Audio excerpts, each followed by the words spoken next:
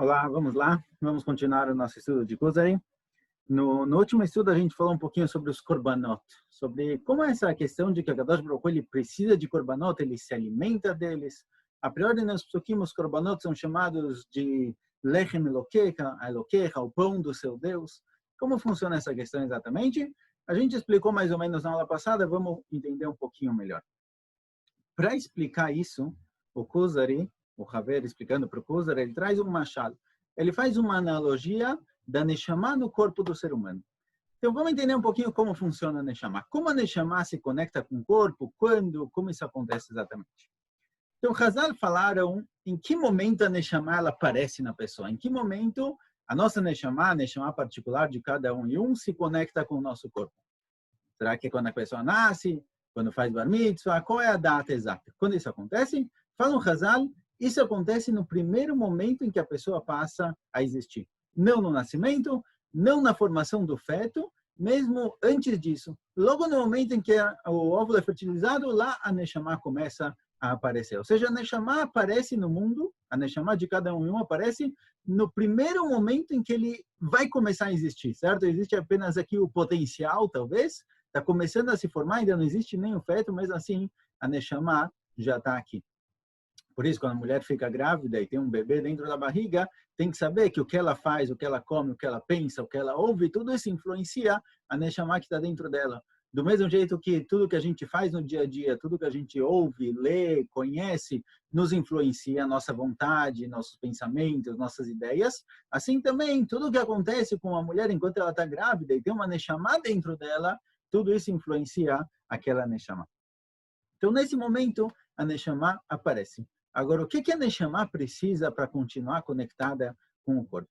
Então, vamos imaginar uma pessoa, uma criança de 10 anos de idade, certo? O que acontece se essa pessoa, ou mesmo um adulto, parar de comer? O que acontece se ele parar de beber? O que acontece se ele parar de dormir? O que acontece se a pessoa parar de viver o mundo natural, parar de alimentar o corpo? Obviamente, o que vai acontecer? A pessoa vai morrer. A Neshama vai sumir. Agora, o que significa que a Neshama vai sumir? Ela vai se desconectar do corpo. Ou seja, a priori, se a gente olhar de um ponto de vista exterior, sem prestar muita atenção, sem entender muito bem, a gente vai imaginar que o quê? Que isso que a pessoa está comendo, isso que a pessoa está bebendo, isso que a pessoa está dormindo, é porque a Neshama precisa disso. Fato é, no momento que a pessoa parou de fazer todas essas coisas, a pessoa morreu. A priori, a Neshama também sumiu. Então, a Neshama, o que ela precisa para viver? A priori, ela precisa de comida, ela precisa de bebida, ela precisa de tudo isso para viver. Quando, na verdade, não. Veio o Kuzari ensina para a gente o seguinte, olha, não, a Neshama não precisa dessas coisas. Quem precisa de todas essas coisas é o corpo. Só que se o corpo não estiver completo, se o corpo não estiver funcional, a Neshama não vai poder continuar conectada com ele. A Neshama falou o seguinte, olha, eu desço para o mundo, quer que eu desça? Tudo bem, estou de acordo. Você pediu, eu vou. Mas eu preciso de algum lugar. Eu preciso de um corpo funcional. Eu preciso de alguma pessoa com cabeça, com braços, com pernas, com um corpo no qual eu posso residir. Sem isso, eu não tenho como ficar lá. E esse corpo tem que se manter. Esse corpo tem que continuar. Ou seja, uma das grandes coisas incríveis que tem no mundo, assim o Remá traz, Hazal trazem, que é a questão de que a Neshama e o corpo são conectadas. O lado material, o lado espiritual da pessoa, eles são conectados, um depende do outro. Se a Neshama não vive, o corpo não vive. Se o corpo não vive, a Neshama não vive. Um depende completamente do outro. Assim eles são conectados. Agora, para a Neshama poder se revelar de forma completa, ela depende muito do funcionamento do corpo. Quanto melhor o corpo funciona, mais a Neshama pode aparecer. Então, isso explica para a gente o que fala um Hazal. Hazal dizem o seguinte, Gadol ha-metzuveh ve'oseh, me'misheino metzuveh ve'oseh. É maior a pessoa que ele é obrigado a cumprir uma mitzvah, que ele tem obrigação e ele cumpre, do que uma pessoa que não tem obrigação, ele vai lá e cumpre.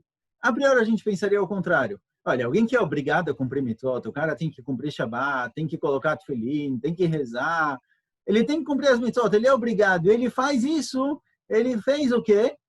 Não mais que obrigação. Ele era obrigado, ele foi lá e cumpriu. Tá ótimo, mas tudo bem, ele não fez mais que obrigação. Mas imagine alguém que não é obrigado, uma criança de 10 anos que não precisa fazer tudo isso, não precisa jejuar, não precisa rezar. E ele vai lá e faz todas essas coisas, ele faz de boa vontade, ele mesmo decide fazer isso, vai lá e faz. Muito maior, certo? Ele não era obrigado a fazer, ele fez. Incrível, bem melhor. Então, por que Hazal falam que uma pessoa que não é obrigada e faz é maior do que uma pessoa que é obrigada e faz? Por quê? A priori a gente pensaria o contrário. Mas o ponto é o seguinte, as mitzvot, qual a função das mitzvot? As mitzvot vêm fortificar e revelar a nossa alma no mundo. A nossa Neshama, ela tem uma luz, ela tem uma energia que ela recebeu de HaKadosh Baruch Hu, só que para poder influenciar o mundo, influenciar a própria pessoa, ela precisa dos kelim, ela precisa das ferramentas com as quais ela pode aparecer. A forma como a Neshama aparece são justamente as mitzvot. As mitzvot vêm revelar um pedacinho da sua alma. Cada mitzvah ela é conectada com uma parte diferente da alma, e essa parte somente ilumina quando a gente possibilita, quando a gente tem essa mitzvah, a gente tem o kli, a gente tem o utensílio através do qual a Neshama vai aparecer. Agora, quando a pessoa está mais velha, quando ele já tem bar mitzvah para o menino, quando a menina tem bat mitzvah, quando ele atinge a, não exatamente maturidade, vamos ver sobre isso, mas quando ele atinge essa idade de 12, 13 anos, 12 para a menina e 13 para o menino, então o corpo está completo, de um certo ponto de vista. O corpo está pronto para receber a Neshama. Então a Neshama consegue aparecer com muito mais força. Quando chegou nesse nível, quando a criança chegou na idade de 12, 13 anos, quando a menina se tornou obrigada a cumprir mitzvot, quando o menino se tornou obrigado a cumprir mitzvot, ao cumprir cada mitzvah, a Neshama está muito mais forte no corpo, ela vai se revelar muito mais. Gadol mitzvah você é muito maior. A força que tem da mitzvah para uma pessoa que ele é obrigada a cumprir ela, que ele já tem a idade para cumprir, é muito maior do que quando uma criança cumpre. Quando uma criança cumpre uma mitzvah, a Neshama existe nela, certo? Cada criança já tem uma Neshama. A gente falou lá atrás, a Neshama já existe. Mas ela ainda não está completamente fixa, ela não está firme o suficiente, porque o corpo não está completamente pronto. Mas quando a criança chega na idade em que ele já é obrigado a cumprir mitzvot, aos 12, aos 13 anos, aí cada mitzvah ela consegue tirar uma força muito maior da Neshama. Gadol mitzvah você, mimishen no mitzvah você. Isso daqui explica para a gente o seguinte. Isso que a Neshama aparece no corpo, não é que a Neshama precisa do alimento que o corpo come. Ela não precisa da bebida que a pessoa bebe. Ela não precisa do sono que a pessoa dorme. Todos esses alimentos, todas essas funções naturais para manter o corpo vivo, para manter o corpo funcional, elas servem apenas para que o corpo sirva de kli, sirva de receptáculo, de um utensílio para a Neshama poder aparecer. Se o corpo não está bem, a Neshama se enfraquece também. Então, tudo isso acontece, tudo isso que a gente precisa fazer para manter o corpo é simplesmente para poder manter a Neshama conectada com o corpo, para manter a Neshama lá firme. Então, fala o Haver para o Kuzar o seguinte, olha, isso que a gente quer o Beit HaMikdash, isso que se faz em Korbanot no Beit HaMikdash, que se queimam os animais no altar, e só então a Kadosh Baruch Hu aparece, não é que a Kadosh Baruch Hu está esperando, tá bom, se vocês servirem uma comidinha boa, um churrasquinho, eu vou, senão eu não vou. Não é isso, não é a comida que ele está esperando. Simplesmente o Beit HaMikdash, e os Korbanot, e Bnei Israel em Eretz Israel, e tudo que a gente busca, tudo que a gente quer que aconteça, é o sistema necessário para Kadosh Baruch Hu aparecer. Isso daqui é o corpo do povo judeu. Quando o corpo do povo judeu está completo, ele está com a Neshama dele, ele está com o intelecto e com o coração. Você tem lá o Kodesh HaKodashim, onde se encontra a Torá. Você tem o coração, você tem o Mizbeach. Quando você tem tudo completo, então a Shekhinah, a Kadosh Baruch Hu, pode aparecer. Ou seja, o Beit HaMikdash, ele é basicamente uma reflexão, uma projeção do corpo do povo judeu.